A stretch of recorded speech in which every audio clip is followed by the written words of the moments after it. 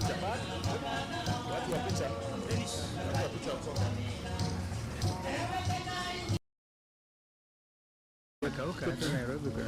Yeah, so you put it just up and down. So now. Yes. There. Okay. Remember you just talking about that? Yes. Yeah, sure. Sawa, mbona umetoa? Kofia inakaa sawa.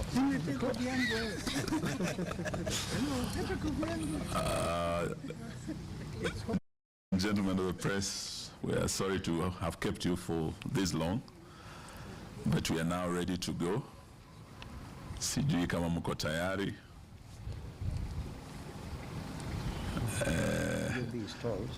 Leto ndio huwa anatupa hiyo signal, simuoni hapa leo, nani ndio? Asante. So mkiwa tayari tunaweza tukaanza. Are you ready? Na asanteni, kwanza niwakaribishe nyote hapa Chui House. Na nishukuru sana ya kwamba tulianza mwaka hapa Chui House Januari tarehe 27 tukianza hii safari, na mulikuwa nasi hapa wanahabari wote tukianza hiyo safari. Nakumbuka siku hiyo ndio ilikuwa siku ya kwanza kumkaribisha His Excellency Mheshimiwa Rigathi Gachagua, the second deputy president after the November impeachment. Tukaungana hapa Januari. So leo nina furaha sana kumkaribisha hapa tena His Excellency Rigathi Gachagua, karibisha His Excellency Kalonzo Musyoka, ndugu yangu Mheshimiwa Linturi, Mheshimiwa JB Muturi na viongozi wa upinzani, the United Opposition, hapa kwenye Chui House, ambako leo tunataka tufunge mwaka tukiwa pamoja, na vile vile tukichukua nafasi hii kuzungumzia masuala mbalimbali, masuala nyeti yanayohusu wa Kenya, na vile huu mwaka umekuwa na kule tunaenda mwaka mpya. Na tuchukue nafasi hii pia kuwatakia Wakenya wote Jamhuri Day nzuri kesho wakisherekea, na vile vile Christmas njema na mwaka mpya. Hii itakuwa our end of year address na Wakenya kabla we break for Christmas na kwenda sehemu mbalimbali za taifa kusherekea na familia zetu na watu wetu.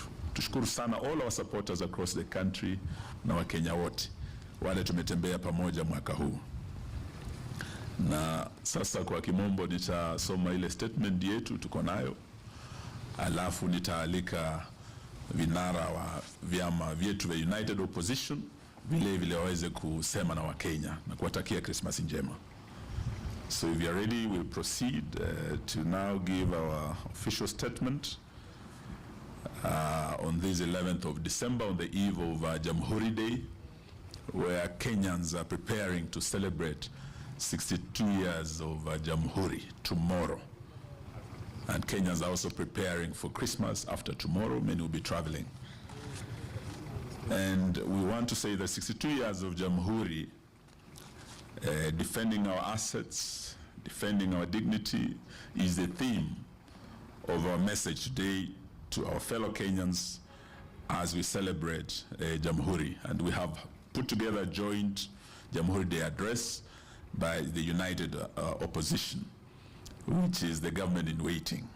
We will be hearing from the government, the broad-based government, tomorrow.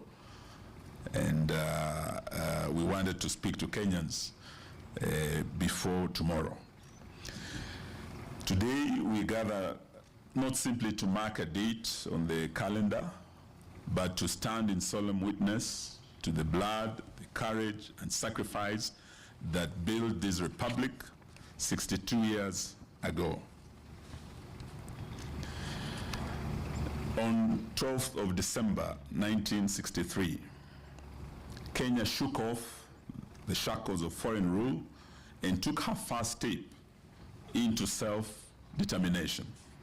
A year later, on December 12, 1964, we declared ourselves a republic, a nation of our own, led and defended by the sons and daughters of this soil.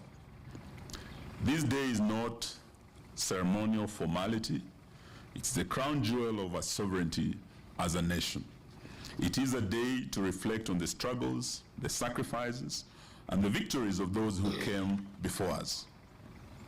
The Kapenguria Six, Dedan Kimathi, Jaramogi Oginga Odinga, Piogamo Pinto, Wambui Otieno, J.M. Kariuki, Koitalel Arap Samoei, Mekatalili Wamenza, and countless unnamed heroes across every community: Luo, Kamba, Luya, Kikuyu, Masai, Meru, Embu, Somali, Mijikenda, and all communities in our country.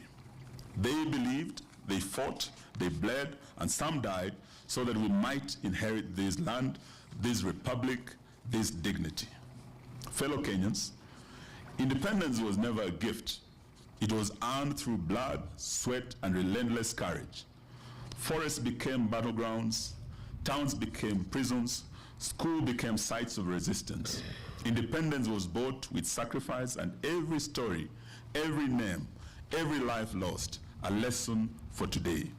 We must never forget that the Republic belongs to the people, and it is our sacred duty to defend it. And yet, 62 years later, that sacred inheritance is under threat.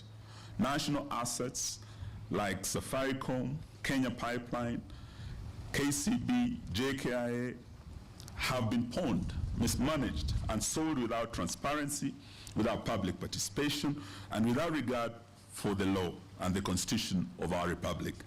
These are not mere businesses. They are the backbone of our economy, the gateways of our sovereignty, and the pillars of our republic. Every transaction that does not include the people, for the people, undermines them and is an affront to our history. Look at the facts. Safaricom, our national crown jewel, had 15% of its shares sold at a fraction of its true value. Kenya Pipeline, the lifeline of our energy sector, is also facing the same threat. JKIA, our gateway to the world, has been compromised in management decisions favoring profit over national security. And KCB, a pillar of financial system, has been manipulated to benefit a few insiders. This is not economic reform. This is international neocolonialism, a quiet auctioning of our sovereignty. Fellow Kenyans, the courts have intervened on Safaricom, on KPC, on JKIA, and we have just received good news that the court orders have been issued against the opaque US-Kenya health deal that was signed recently without any public participation. But the intention by this nefarious regime was clear: a systematic, step-by-step erosion of our sovereignty. This is neocolonialism by insiders, a form of recolonization disguised as policy, defended with silence and apathy. We cannot allow or entertain this. Sovereignty is not symbolic. It's a sacred and constitutional duty. From the peaks of Mount Kenya to the shores of Lamu, from Lake Victoria to the plains of Narok, every Kenyan has a stake. The Republic is ours, and we will defend it with courage, with unity, and with vigilance. Every pipeline sold, every share disposed, every asset compromised is a betrayal of the generations who fought for our freedom. We call on every citizen, every institution, every civil society organization, and every community to rise up. Protect our pipelines, our airports, our companies, our financial institutions, and demand accountability. Defend our sovereignty. Let no one mistake silence for consent. We must defend our assets, our minerals, like the gold in Migori, and Kakamega, and Busia, that are now under invasion, to restore dignity and reclaim our republic. Most significant, we must defend our multi-party democracy that is now under existential threat from this rogue regime. We witnessed in the recently concluded shambolic 27th November 2025 by-elections that the chairman of IEBC, and I was very surprised on Monday, I think the 8th, listening to Chairman Ethekon saying that elections cannot be stolen in Kenya. It's an impossibility. Is he a stranger in Jerusalem? This position has already been contradicted by very credible observers who participated in these by-elections, including the Kenya National Human Rights Commission. We heard from them. The indictment was harsh in terms of how IEBC failed to conduct these elections properly. We have also heard from ELOG. They also returned a very harsh verdict, and both have said, and many others, that including the Law Society of Kenya, and we must thank them for this, that the just concluded by-elections were not free and fair.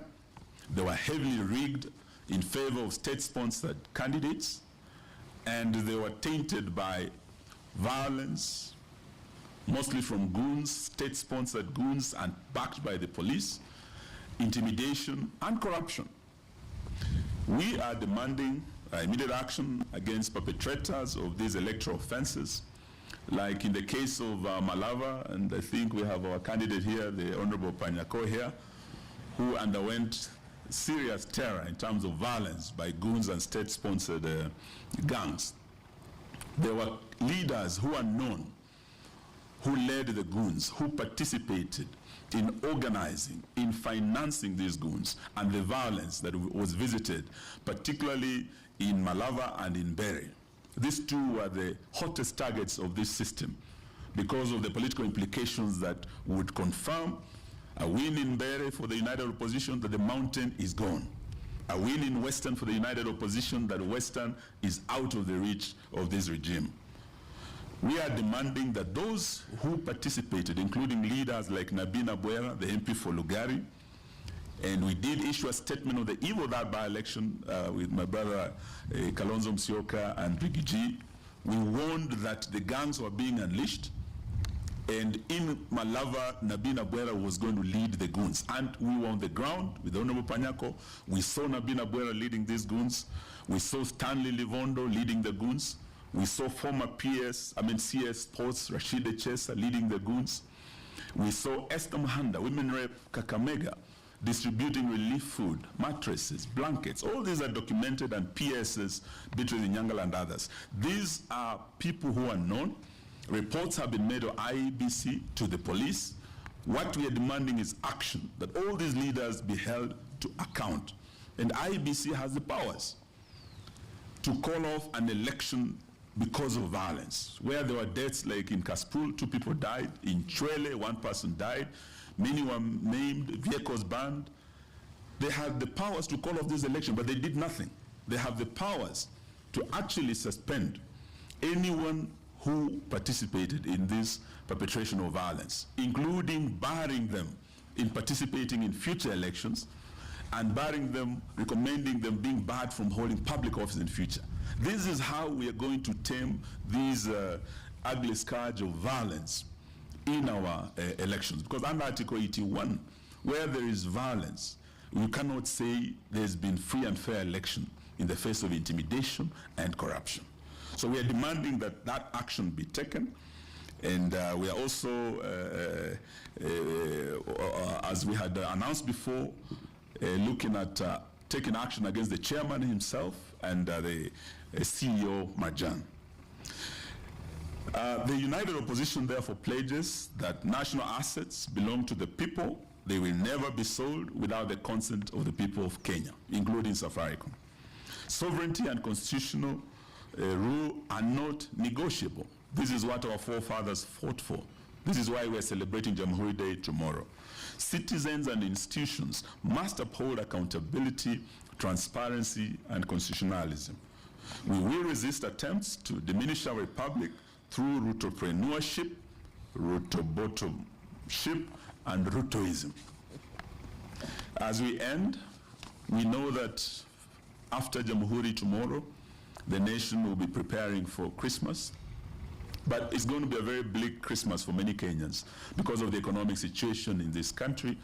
Many families can hardly put food on the table. Many with pay slips are depressed. They have nothing to take home for Christmas. And we also have many who are facing drought up north, Mandera, Wajir, Garissa. And this is a situation that we are now demanding that even as we go to Christmas, Kenya is facing serious drought. Yet this regime chose not to, chose to actually use relief food like beans, rice that they were distributing to bribe voters in rain-rich areas like Kakamega, where it rains almost every day and we have enough food. This is what they were using. Relief food that should have gone to northern Kenya came to western Kenya, went to the mountain and other areas where we had elections. We also had non-food items like blankets, mattresses being distributed by CSs, PSs, and officials of this government, including letters of appointment being distributed by the Prime Cabinet Secretary in public at rallies to woo voters. What we are saying is that this was a shameful thing for the government to do. It was irresponsible because those families who are facing the disaster of drought are the ones who need this support, which they are not receiving. So we are calling for urgent and immediate support by both the national and county governments, and we urge county governments to reallocate their budgets to address the urgency of now, particularly because of the drought. And we're also calling upon the international community to come in so that the affected families, affected counties and communities can receive the support. We are also urging that Parliament prioritizes comprehensive legislative framework for disaster risk management and management bill that was before the House. These houses, and we are urging that the same be prioritized and be fast-tracked because it has all the mechanisms required to improve coordination between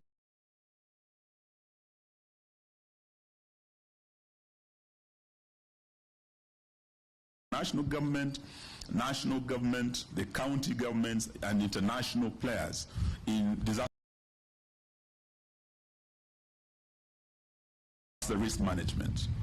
In spite of these early warning mechanisms put in place by NDMA and Meteorological Department, this government has failed up to now as we speak. And we've heard the cry of the people of Mandera and other counties to put in place remedial measures such as early animal offtake to cushion particularly the pastoralist communities who are facing drought now against heavy losses of their livestock, because as we speak they are losing a lot of livestock, and God forbid if we lose any lives this Christmas. This is as a result of the biting drought.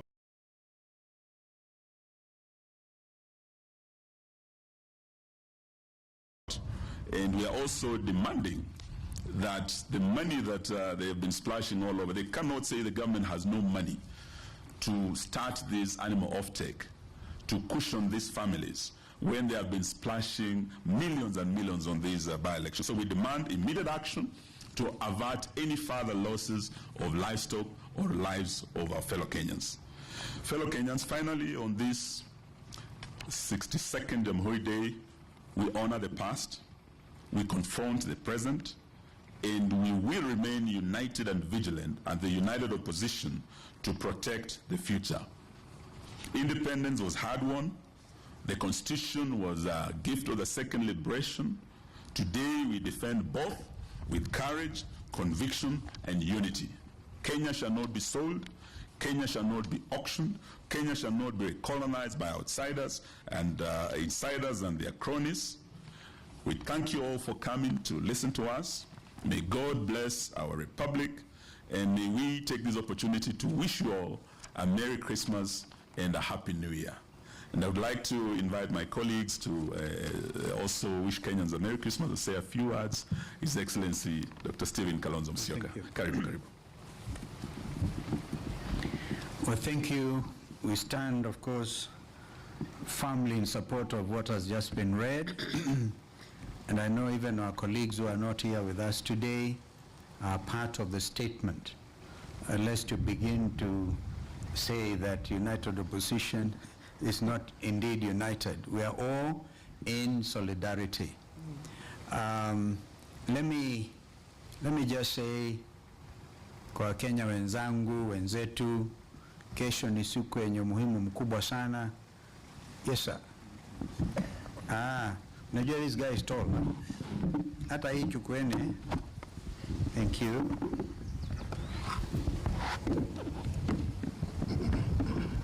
Thank you. Thank you so much. Wakenya wenzangu, wenzetu, kesho ni siku yenye umuhimu mkubwa sana, tukisherehekea awamu ya 62 tangu tujinyakulie uhuru. My brother Rigiji and who else was with us in when we were burying Herbert Karidhi just the other day. A gentleman who was born on the 1st of June 1962, and he died a grandfather. So we have really literally come of age, and that's why we have to be very bold as Kenyans to say it as it is. This is our country. Constitution 2010 is a document that continues to hold us together, and begins by saying the preamble, we the people, sisi wananchi wa Kenya, the sovereignty of the republic, which we are all determined to uphold, is vested in the people of Kenya, each one of us. This is why boldly we must face the future together, and we have highlighted what has. We are not going to be demanding. We are going to take action, because we know we are talking to people with wax in their ears. And so when we say we are going to prosecute the chair of IBC, private prosecution, along with Mr. Marjan, take it seriously. Take it very seriously. We stopped them when they're trying to auction JKIA, and we will stop them. We have also made it clear, either be outsiders interested in buying off Kenyan assets without proper public participation, without we, the people, we are sending out a strong warning to them that those things will be countermanded. We will not allow this country to be auctioned. So today, of course, we eagerly wait to see what the results of the recent election and the results of the recent examinations, curriculum-based education. We all know there's been confusion even in that sector. It's like a groping in the dark every step of the way. We know that as schools open, the plans are there to hide, play, or to bring down capitation to schools. And yesterday, actually, gentlemen and ladies, I had a very serious news that the late George Saitoti, after we formed the 202 government, the NAC government, Saitoti was appointed the Minister for Education.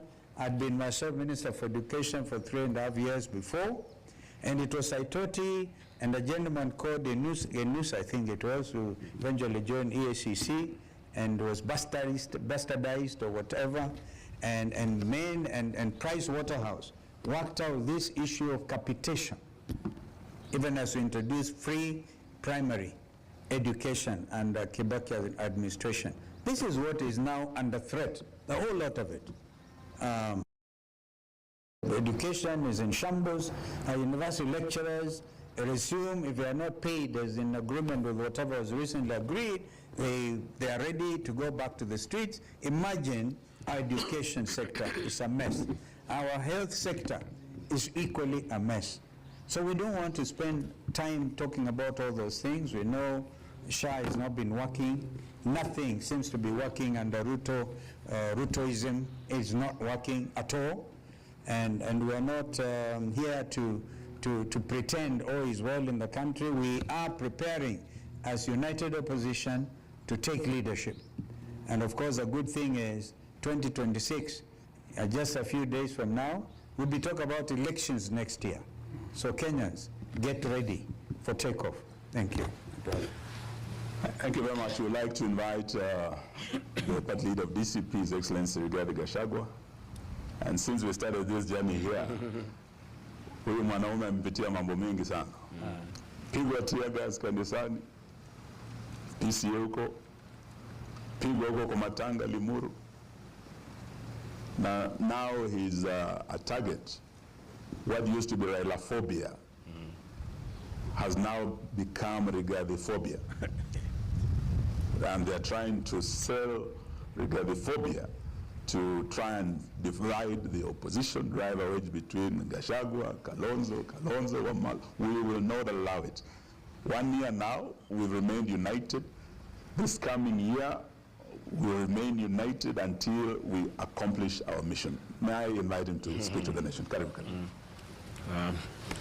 Thank you very much. Let me also take this opportunity to wish the great people of Kenya a Merry Christmas and a very happy 2026. March, as we know, that Kenyans have nothing to celebrate. Kenyans depart their villages in anguish, in despair, lacking, not able to put a meal on the table. The economy is not performing, despite the State of Nation address by William Ruto in Parliament saying that the economy is doing much better. Kenyans know differently. As I have said many times, you don't need to tell Kenyans that there is economic growth. They know it when it is happening. During the tenure of Mwai Kibaki, Kenyans will talk of economic growth without relying on any statistics or any economic survey. You remember we had banks hawking loans. They would be having tents outside banks, inviting the people of Kenya to come and get money to do business. The economy was thriving and Kenyans knew. So as we proceed for Christmas and New Year festivities, Kenyans are in distress. Kenyans are worried about January because capitation is not available. They have to dig deeper into their pockets to pay school fees for their children. The free primary education initiated by Mwai Kibaki is no longer the case. The free secondary education brought by Uhuru Kenyatta is no longer the case. But we want to ask the people of Kenya to stay focused and not to give up. Let me take this opportunity to urge the people of Kenya and new media and our political competitors not to fall for the false narrative by William Ruto. William Ruto is trying to tell the people of Kenya that the problem of Kenya is tribalism. And the most urgent thing is to unite the country. There is no community in Kenya that has a problem with any other community. Even you people of the press who are here, you are from different communities and you have no issue with each other. Kenyans are all united against oppression, against poverty, and against all the evils that bedevil the Republic.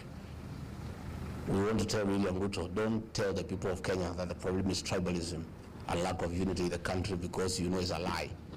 That is diversionary. The problem of Kenya is theft of public resources. The problem of Kenya is wanton corruption. The problem of Kenya is misappropriation of public resources. The problem of Kenya is disregard of the rule of law. The problem of Kenya is abductions and extrajudicial killings. The problem of Kenya is wanton and open and shameless bribery in State House of Kenyan voters. Those are the problems that bedevil our country. So please, let people not be swayed and diverted to chase a false narrative about tribalism and lack of unity in the country. Those are not challenges in this country at all. The problem of this country today is the raiding of the payslip. All workers are in anguish. Their payslips have been raided. Those are the real challenges that faces the people of Kenya. So as we proceed to Christmas, let the people of Kenya focus on what ails our country so that we can get a solution. And the solution is one town. And that is the way it is. And that is the way it shall be. So let's all stay focused, and I ask the media and commentators to focus on the real challenges that face this country. And those problems are real, and if you talk to Kenyans when you go for Christmas, they'll tell you, we have a challenge of a destroyed education system. We have a challenge of a failed health system. Those are the challenges before the people of Kenya. Let William Ruto not cheat the people of Kenya that there's a problem of lack of unity in the country. All Kenyans are united against poverty, against oppression, against misappropriation of public resources, against sale of public assets. Those are the real challenges that face our country.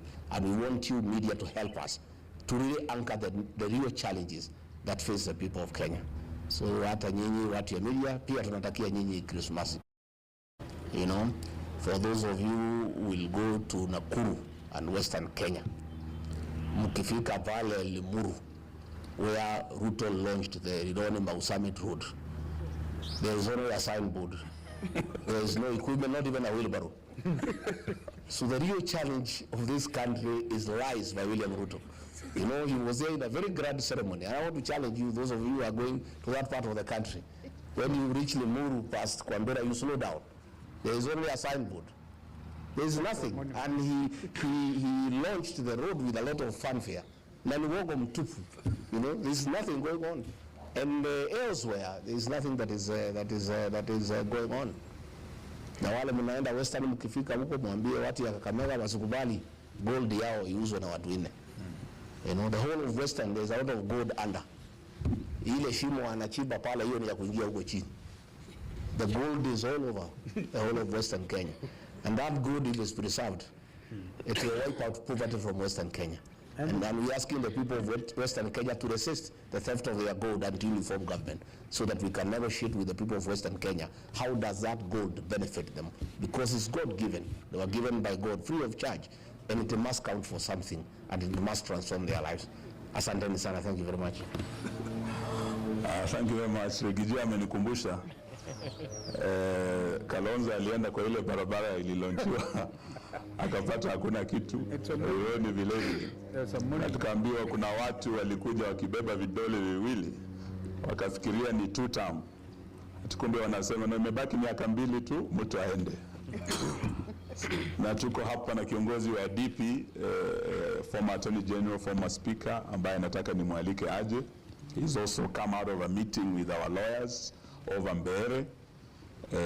Just the way Honorable Panyako is here, we have also met our lawyers about Malava, and we are preparing a legal challenge to the atrocities committed both in Mbere and in Malava. May I invite the Honorable JB to speak. Thank you. Thank you very much. First, I also wish to confirm that I fully associate with the statement that has been read out. And just to confirm to Kenyans that yes, indeed, we are historically supposed to enjoy and celebrate Jamhuri Day. The unfortunate bit this year is that there is really nothing much to celebrate other than to remember the heroism of those that fought for independence. Because as has been confirmed both in our statement and from my colleagues who have spoken before me, there's really nothing to celebrate. Honesty, truth have been criminalized. I hope Kenyans don't clap or won't clap for William Ruto if he says again, if he repeats tomorrow that since he took office, he has never taken a shilling that belongs to the public. Because I'm sure even you colleagues from the media, you actually can tell. Somebody who has never taken a shilling out of public coffers is able to invite 10,000 teachers and give them 10,000 shillings each. Where will you say that came from? Parliament has not passed a budget authorizing him to spend that kind of money. Where will you say he gets the money to call 10,000 chiefs and assistant chiefs and bribe them with 10,000 shillings each? Yet he has not taken a shilling from the public coffers other than the salary, which we all know how much it is.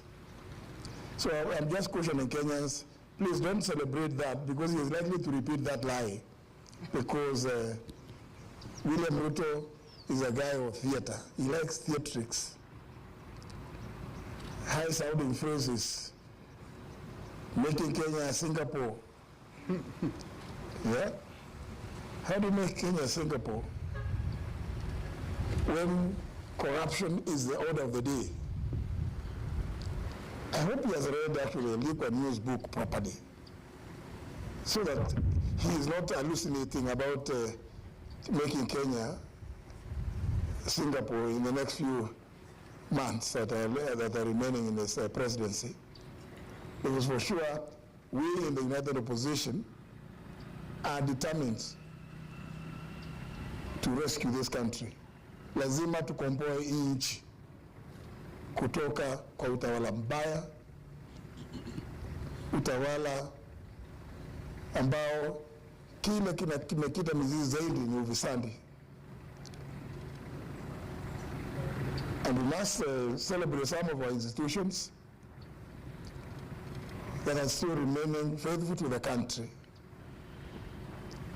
faithful to the provision, the requirements of the leadership and integrity provisions in our Constitution, principles and values of governance as enshrined in Article 10 of our Constitution, which William Ruto has completely ignored, because William Ruto considers the current 2010 Constitution an inconvenience. And as you can see, by what we hear from the people that always visit State House, Mheshimiwa Rais tunakuomba hii, Mheshimiwa Rais nakuomba barabara, Mheshimiwa Rais, and Mheshimiwa Rais has completely mistaken that to mean that the country is a private business.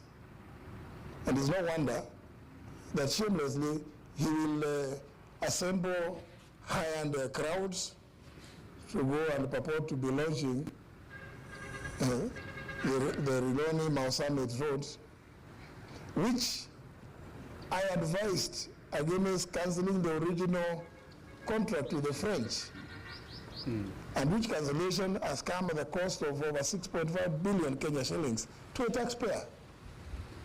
That is surely not testimony of a person desirous of elevating this country to any level, let alone to the level of Singapore.